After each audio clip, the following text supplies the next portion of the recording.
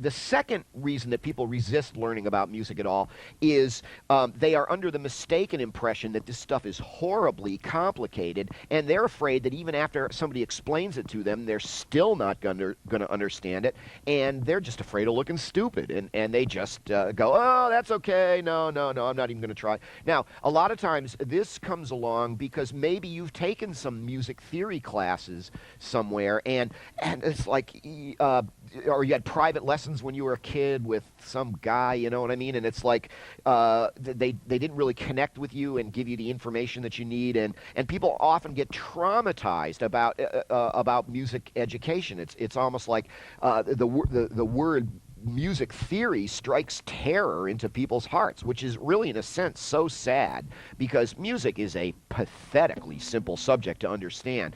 If an idiot like me can understand music, then anybody can. It's just, like I said before, it's a matter of getting the information in the right order. You're going to find this stuff absolutely fascinating. You're not going to have any trouble understanding any of it at all, because I think what I've nailed, I think what I've figured out is how to explain it to people in the right order. What that means is the stuff that you're learning today is possibly the most important stuff anyone will ever tell you about music. Nothing that anyone tells you beyond this point would ever really make any sense to you if you didn't understand this stuff that we're going to be talking about today. And, for example, right now, I'm saying they teach music, they give you the information in the wrong order. Here is the first thing that they should have told you about music. It's one of the most important things you'll ever learn. It goes like this. Music is a language.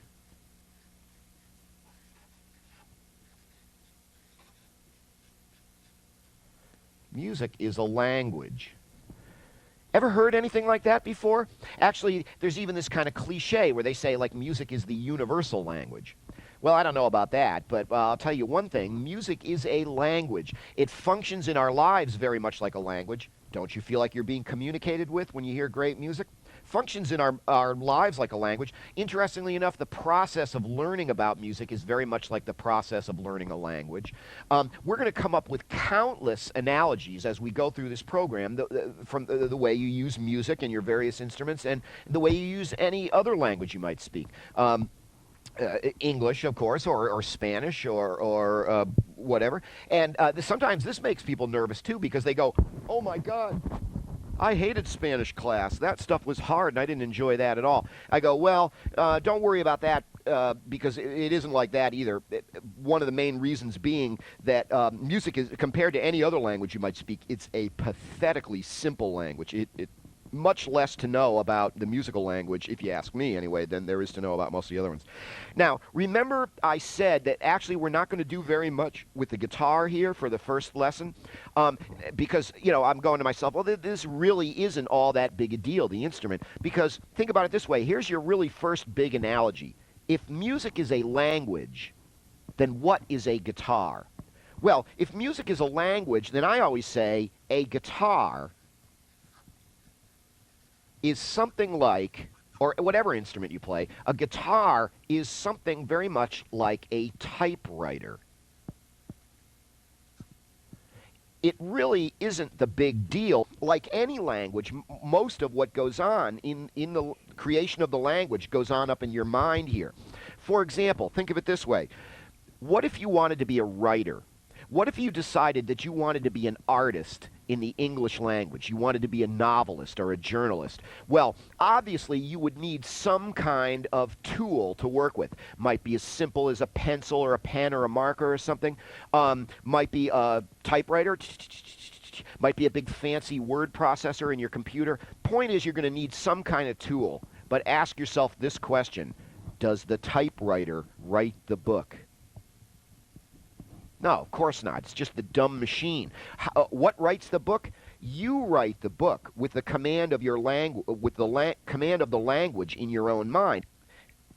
Imagine walking up and looking at a typewriter and trying to figure out what it does if you don't know anything about how the English language works. You'd walk up to this thing and you'd look at the typewriter and you'd go, what the heck are all these funny little symbols on these keys? What do I do with this thing? Whereas, on the other hand, think of it this way. Once you understood how the English language worked, didn't you pretty much figure out for yourself how a typewriter works? I mean, how long did it really take them to basically show you how a typewriter works? Didn't you figure out most of that stuff yourself? You walked up to the typewriter and you went, oh, there's those 26 letters of the alphabet. Oh, I see how this thing works. I bet if I go ch, that's going to spell cat. And you were right. Well, imagine getting to the same place on the guitar, that whatever musical stuff comes up in your mind, that you're able to figure out how to manipulate the machine there to get it out. It's really easier than you think, interestingly enough, because the really cool thing is the guitar as a machine. Here's my guitar here. The guitar as a machine is really not even a very complicated object at all. But the problem that most people have in playing the guitar is they go right to the instrument first without understanding any of the basic things about how the language works. And for the most part, they just become they just don't get it. And you can only go on playing without understanding what you're doing for so long before you start to get bored with yourself.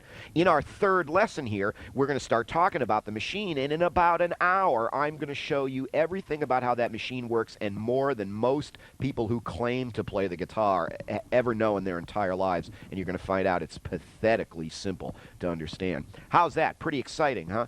There is just, like I said, no reason to suspect that you couldn't be as great as any player you've ever heard. You just gotta know what you're doing. Trust me on that.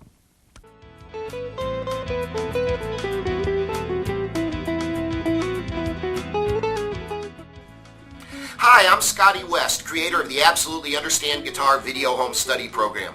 Hey, thanks for all the positive feedback on our video guitar lessons. We're now uploading new lessons right from our DVD Home Study Program. Each lesson is 70 minutes long, but we've chopped them up into 10-minute chapters to fit on YouTube, so each lesson will have 7 chapters. It's critical that you watch these chapters in order. Make sure you start with Lesson 1, Chapter 1, then move to Lesson 1, Chapter 2, etc. When you've finished all the chapters for Lesson 1, then move on to Lesson 2. Hey, some of this stuff you might already know, and some of it's a little dry. You're going to wonder, do I really need to know this stuff? The answer is yes. Each one of these chapters contains little gems of information that nobody's told you yet, and these are the missing pieces that are preventing you from seeing the big picture.